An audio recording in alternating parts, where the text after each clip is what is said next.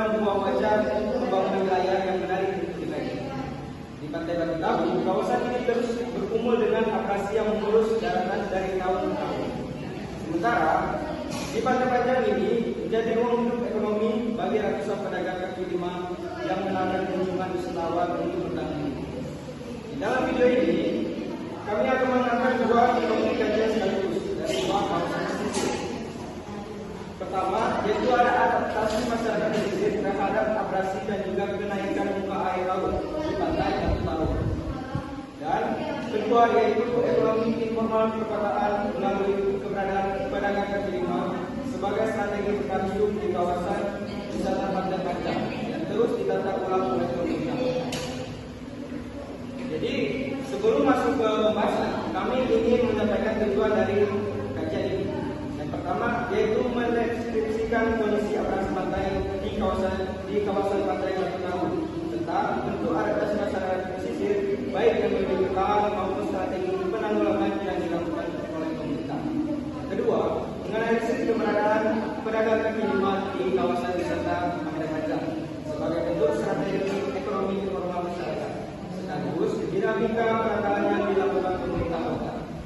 Ketiga, menemukan keterkaitan antara dua fenomena ini dalam kerangka geografi pembangunan, yaitu bagaimana satu area pesisir yang sama bisa menjadi area negosiasi ruang antara masyarakat kecil, alam, dan kebijakan pembangunan wisata.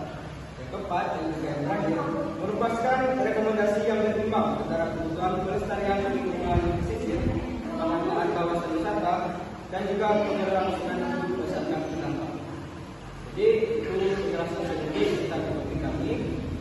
Baik, selanjutnya kami akan ke lokasi utama, yaitu tentang abrasi di Pantai Tahu. Itu akan dijelaskan oleh Raja. Baik, kita ke lokasi sekarang. Let's go.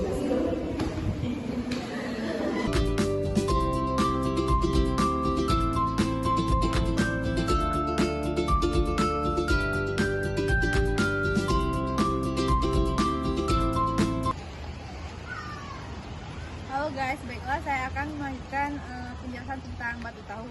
Nah, Pantai Batu Tahu itu adalah salah satu destinasi wisata di Kota Bengkulu yang terletak di Kelurahan Kebun Keliling, Kecamatan Teluk Segara, tepat di depan kawasan bersejarah Benteng Marlboro.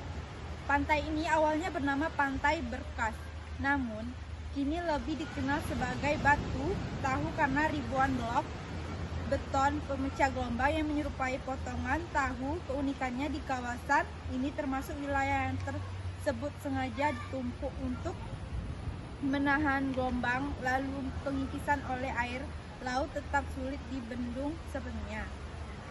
Selanjutnya ada faktor penyebab abrasi, yaitu dari sisi keilmuan geografis pesisir. Abrasi di Pantai Batu Tahu dipengaruhi oleh posisinya yang langsung berhadapan dengan gelombang Samudra Hindia di pesisir barat Kota Bengkulu, berkurangnya vegetasi pelindung pantai, serta tekanan pembangunan kawasan wisata yang terus berkembang di sepanjang garis pantai. Selanjutnya ada bentuk adaptasi dan mitigasi, yaitu pemerintah Kota Bengkulu ini merespon ancaman ini melalui kombinasi adaptasi struktural dan non-struktural. Secara struktural, ribuan blok beton tetrapod ditumpuk di sepanjang bibir pantai sebagai kas dan daya tarik wisata Pantai Batu Tahu itu sendiri. Secara non-struktural, pemerintah kota juga di kawasan-kawasan terdampak abrasi sepanjang pantai di Kota Bengkulu tersebut sebagai upaya jangka panjang menjadi lebih kestabilan garis pantai sekaligus memberi manfaat ekonomi bagi masyarakat di masa depan. Selanjutnya ada dilema pembangunan wisata dan pelestarian pesisir. Di sisi lainnya, pembangunan kawasan wisata di pantai itu, Batu Tahu juga menghadirkan dilema tersendiri. Semakin ramai kawasan ini dikembangkan untuk menarik wisatawan, terutama anak muda yang datang menikmati sunset, di atas blok-blok beton tersebut, semakin pesat pula tekanan terhadap ekosistem pesisirnya. Pemerintah daerah dihadapkan pada tantangan yang menyeimbangkan antara menjadikan Pantai Batu Tahu sebagai destinasi wisata unggulan yang bersih dan tertara, dengan kebutuhan menjaga garis pantai agar tidak semakin terkikis oleh abrasi. Baiklah, kami akan berpindah tempat, yaitu di Pantai Panjang, di pinggiran Pantai Panjang dan juga di sekitaran pedagang kaki lima yang akan disampaikan oleh teman saya Roland.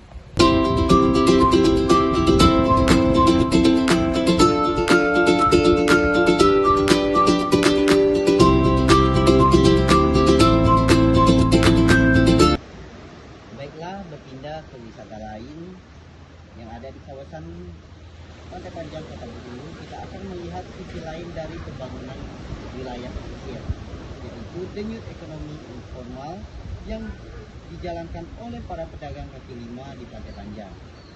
Di sepanjang kawasan wisata Pantai Panjang, banyak puluhan pedagang mengumpulkan hidup dari kunjungan wisatawan, baik domestik maupun mancanegara.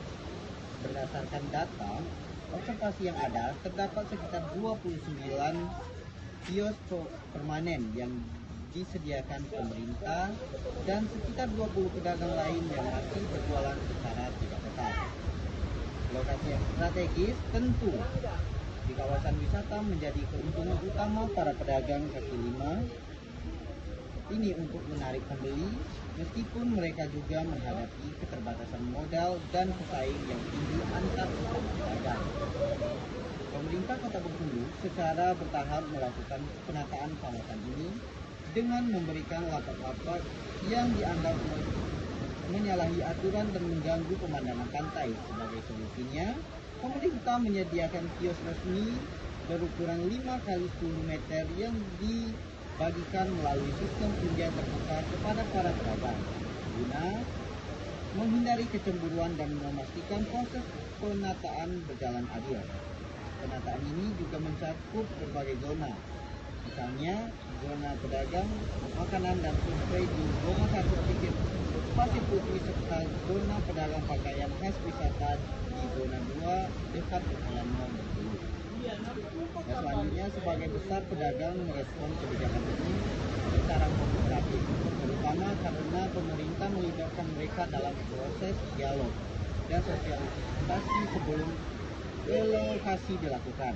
Para pedagang juga dituntut untuk beradaptasi, misalnya pedagang pakaian diarahkan untuk menjual produk yang mendukung citra wisata.